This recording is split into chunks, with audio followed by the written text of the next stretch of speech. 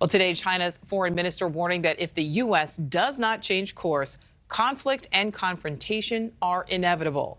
NewsNation has been following the deepening tensions between the two countries from the recent spy balloon, the origins of COVID, to the face-off over semiconductor chips, and China's relationship with both Taiwan and Russia.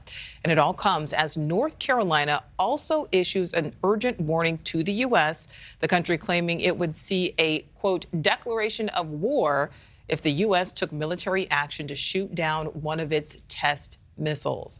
North Korea accusing the U.S. of aggravating the situation as the U.S. conducted joint air drills with South Korean fighter jets Monday, and there will be more large-scale military exercises with both countries. That starts next week. So joining us now, NewsNation senior national security contributor, retired Lieutenant General Richard Newton. General, as always, it's great to talk to you. This seems like a scary situation. How significant of an escalation is this, with Xi specifically and uncharacteristically calling out the U.S.? Well, good evening, Nichole. It's significant. The rift is deepening, as you mentioned. President Xi's remarks yesterday to the People's Congress, which the audience was mainly made up of a lot of political leaders, but also some entrepreneurs, business leaders, and then today their Minister of Foreign Affairs, their foreign minister, by the way, who was just recently announced as a foreign minister, in his previous post was as China's ambassador to the United States. So he's had a front seat to the United States over the last couple of years, having been stationed in Washington, D.C., but it is deepening. It's almost Cold War-like, and it's concerning on certainly for U.S. As well as our allies. But the fact that, yes, there are deepening tensions here because of the Chinese spy balloon, because of the transfer of technologies, as you mentioned, with chip conducting and conductors and so forth. You've got also China now unknown, and will it provide military arms to Russia in the Ukraine-Russia war and so forth. And they just announced the largest most significant, I believe, increase in their defense spending at over 7% for the next year. And so they're really pushing hard to modernize their military forces. They certainly are, General.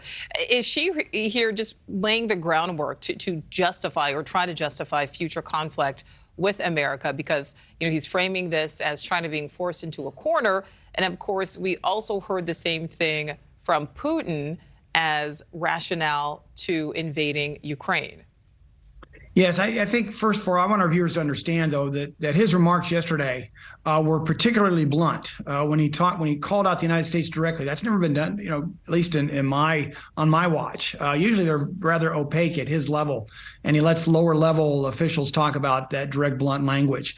But that's significant, number one. But secondly, it's also a case in point of him speaking to his domestic political audience as well, almost as if he's trying to shift blame, because he's had some very harsh economic and finance rules laid on the Chinese business sector, the COVID restrictions that he's had to uphold, and so forth. And so it could be, hey, don't blame me as the president, blame the United States.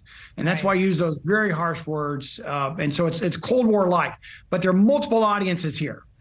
Certainly Putin, as he starts to now consider providing arms to Russia and so forth, as well as to his own Chinese people, but certainly to the Biden administration as tensions are ratcheting up. Right, and also an audience there in North Korea as well. NewsNation senior national security contributor, retired Lieutenant General Richard Newton. As always, we appreciate your insight. Thank you. Thank you, Nichole.